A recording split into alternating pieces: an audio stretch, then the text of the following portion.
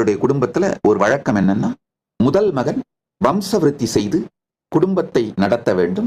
இரண்டாவது மகன் இறைவனுக்கு திருக்கோவில் பணிகள் செய்து இறைபணியை ஆற்றுவதற்காக அப்படின்னு பாரம்பரியமாக இருக்கின்ற குடும்பம்.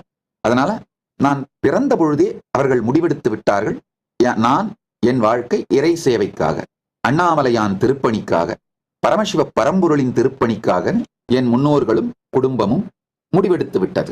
என்னுடைய குடும்பத்துல 11 தொண்டை மண்டல ஆதீனத்தின் குருமகா சன்னிதானங்கள் என்னுடைய குடும்பத்திலிருந்து பட்டமேற்றிருக்கிறார்கள். பாரம்பரியமா வரலாற்றின்படி 233 குருமகா சன்னிதானங்களுமே என்னுடைய குடும்பத்திலிருந்து தான் பட்டமேற்றிருக்கிறார்கள் என்பது வரலாறு. ஆனா கடந்த 11 குருமகா சன்னிதானங்கள் நேரடியா ஃபேமிலி ஜீனியாலஜி ட்ரீயே ட்ரேஸ் பண்ணி வச்சிருக்கோம். என்னுடைய குடும்பத்திலிருந்து நேரடியாக உறவு முறை உடைய என்னுடைய முன்னோர்கள் தான் 11 குருமகா சன்னிதானங்களாக, கடந்த 11 குருமகா சன்னிதானங்களாக